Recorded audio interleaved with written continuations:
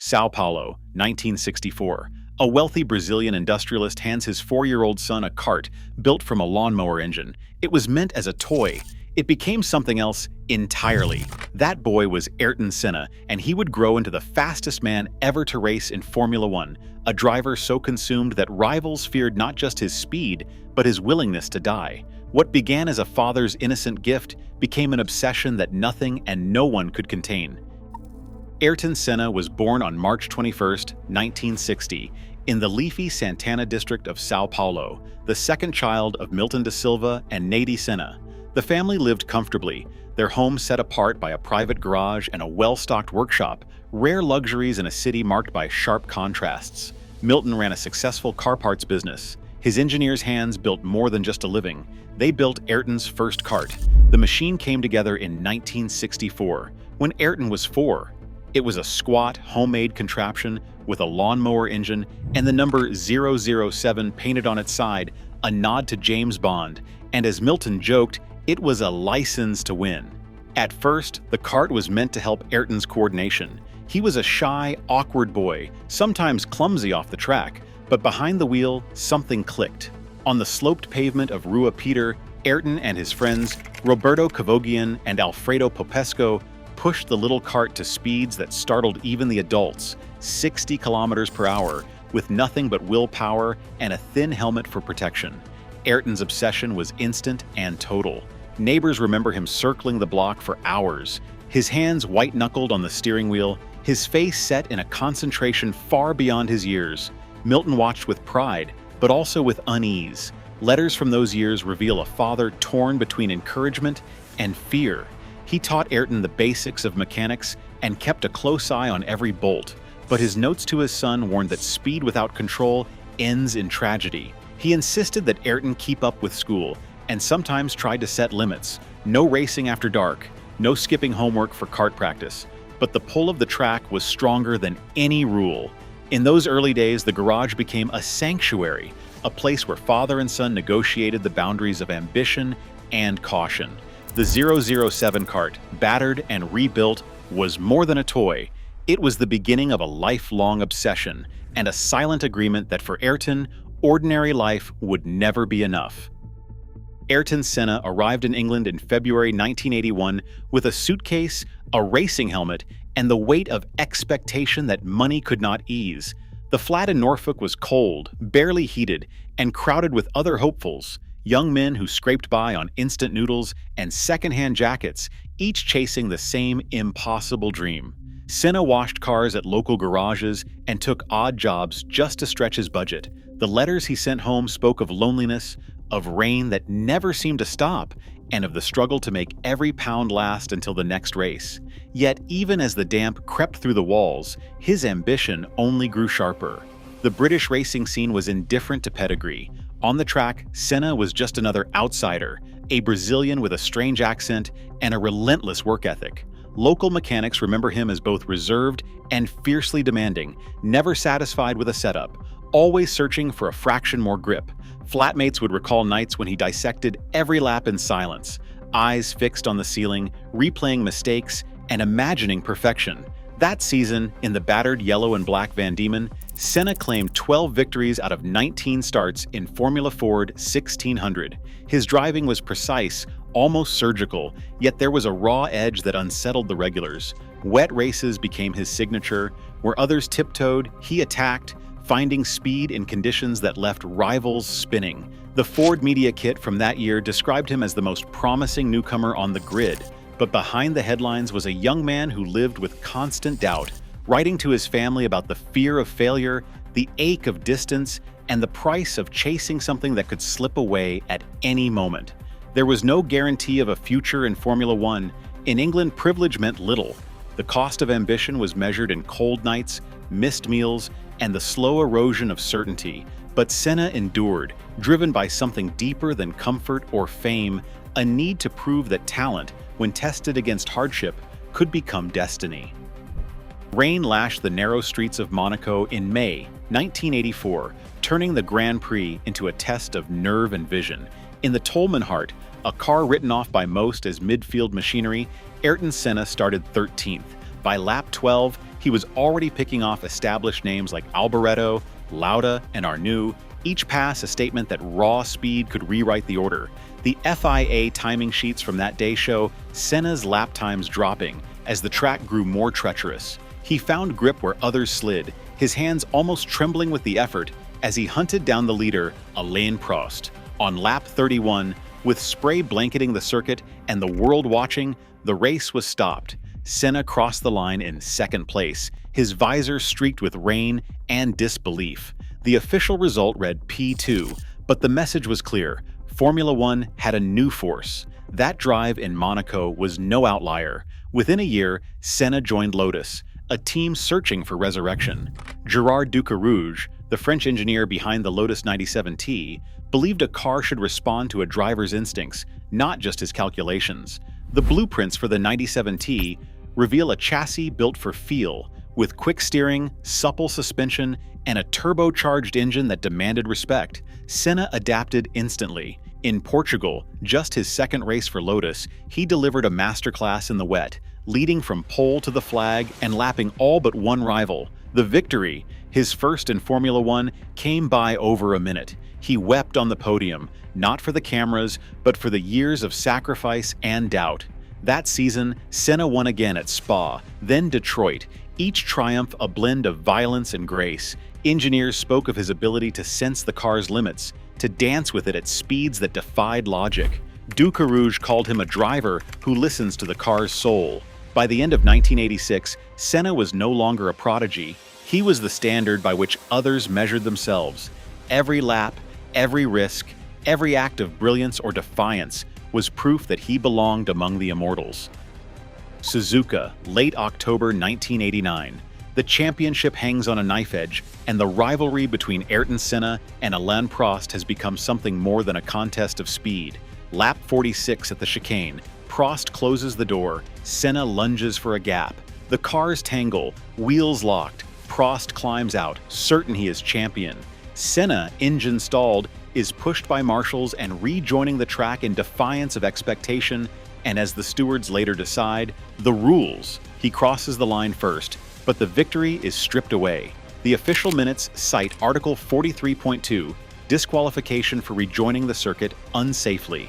Jean-Marie Balestre, president of the FIA, stands firm. In the press room, he insists, the regulations are clear. Any driver who endangers another will be penalized. Senna, furious, calls it a travesty, accusing the sport's highest authority of favoring a Frenchman over a Brazilian. The paddock divides. Was it a miscarriage of justice or an enforcement of order? A year later, in 1990, the air at Suzuka is heavier still. Senna wins pole position, but the starting position is switched to the dirty side of the grid after a dispute with Balestre. The sense of injustice festers. At the first corner, Prost's Ferrari and Senna's McLaren converge. Senna refuses to yield, keeping his foot down as the gap closes. Both cars veer off, sliding into the gravel. The race and the championship are decided in seconds. Later, in a rare admission, Senna tells the press, "I did it on purpose. It was justice for 1989. The stewards call it a racing incident. Balestre, once rigid, now urges the sport to move on. But the question lingers, did Senna defend the spirit of racing, or did he cross a line into something darker? In these moments, righteousness and recklessness become almost indistinguishable. The pursuit of victory for Senna left no room for compromise. Only the conviction that the fight itself was sacred remained, even if the cost was trust, safety, or the moral clarity of the sport. Ayrton Senna's faith was not a private ritual or a distant comfort. It was the engine behind his courage and his fear. Friends and priests from São Paulo remember a boy who prayed before every race, convinced that his gift came from God and that, behind the wheel, he was fulfilling a purpose larger than himself. In the paddock, rivals would watch him kneel in silence, lips moving, eyes closed, as if he was already somewhere beyond the noise and the pressure. That sense of destiny became most visible when the rain came. Senna's mastery in the wet was not just a matter of skill or reflexes. FIA telemetry from Monaco, Spa, and Estoril shows sector times 1 to 2 seconds faster than any other driver. gains that, on a Formula One circuit, border on the impossible. Engineers and journalists searched for explanations. Was it his throttle control, his uncanny sense for changing grip, or something less tangible? Jacques Villeneuve once said, "It felt like he had a pact with the rain." Senna himself described these moments as crossing a threshold. After his pole lap at Monaco in 1991, he told the world, "I saw God." The original broadcast captured his words, "I was no longer driving consciously. I was in a different dimension. It was as if I was driving outside my body." For Senna, the line between faith and risk was thin. His belief gave him the nerve to push beyond what others dared, but it also brought a kind of dread, because to drive as if guided by something higher meant accepting that every lap could be the last. His priest recalled, he believed God was with him, but he also knew that faith does not guarantee safety. For those who watched him, Senna's presence in the rain was unsettling. Rivals spoke with awe, sometimes with fear. They saw a man who seemed to welcome the edge, whose conviction made him both untouchable and unpredictable. In these moments, the track was more than a race. It was a test of spirit, a place where Ayrton Senna, for a few fleeting laps, became something other than mortal. The roar of Interlagos in 1991 did not belong to a single man. It belonged to a country desperate for relief. Brazil, battered by hyperinflation of over 2,000% a year, looked to Ayrton Senna as proof that hope could still break through. On the grid, the air was thick with expectation. Senna's McLaren led from pole, but as the laps wound down, the car betrayed him. First, third gear vanished, then fifth. By the final laps, only sixth remained. He wrestled the car through corners meant for lower gears, fighting physics and pain with each turn. The radio crackled with panic from the pit wall.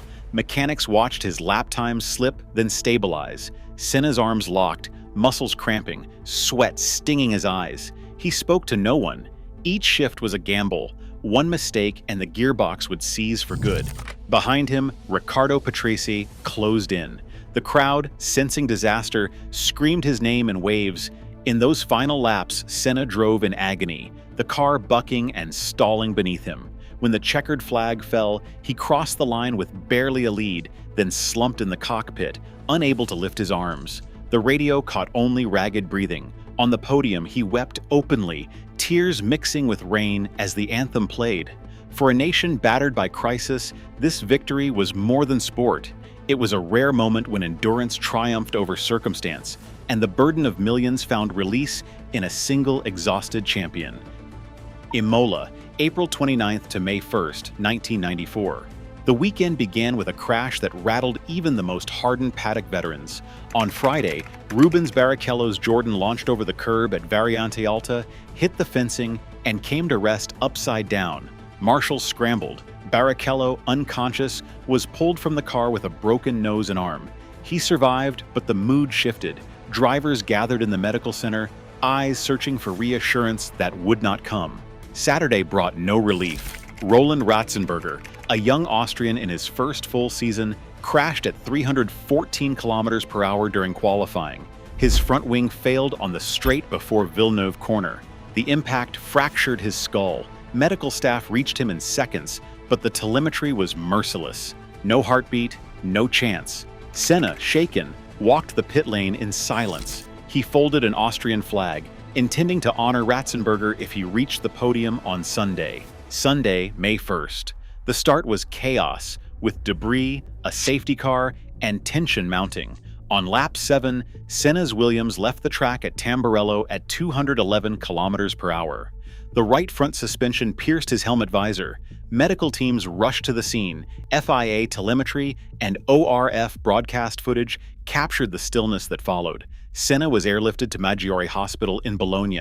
At 1841 UTC, doctors recorded a flatline. 3 deaths in 3 days.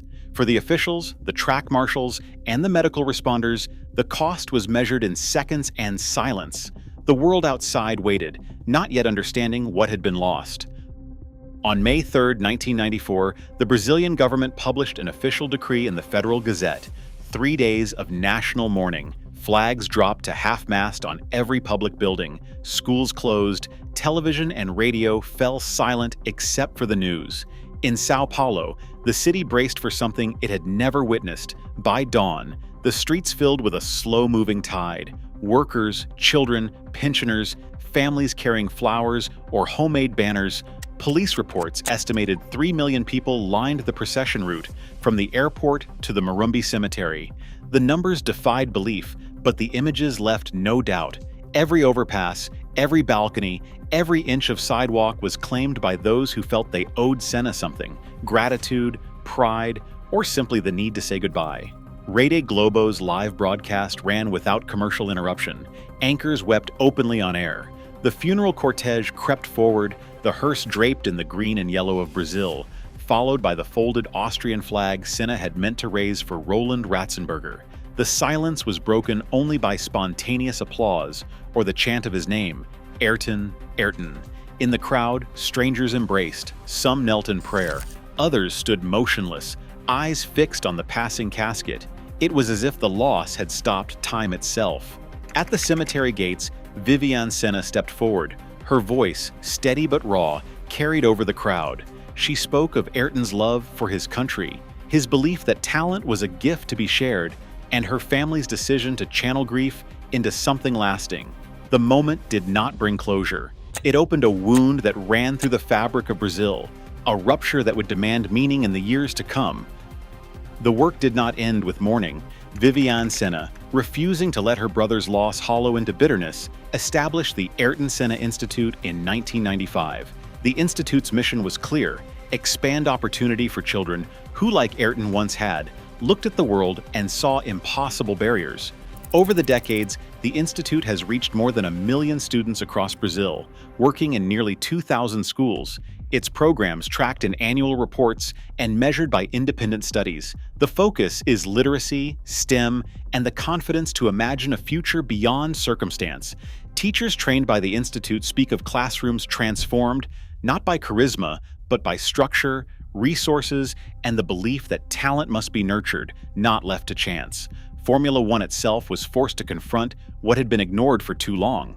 In the months after Imola, the FIA convened emergency commissions, publishing bulletins that rewrote the sport's safety code. Circuits were redesigned, Tamburello's sweeping left became a chicane, runoff zones widened, and barriers reinforced. The head and neck support device, tested throughout the late 1990s, became mandatory for all drivers in 2001, a single change that would save lives otherwise lost to basal skull fractures.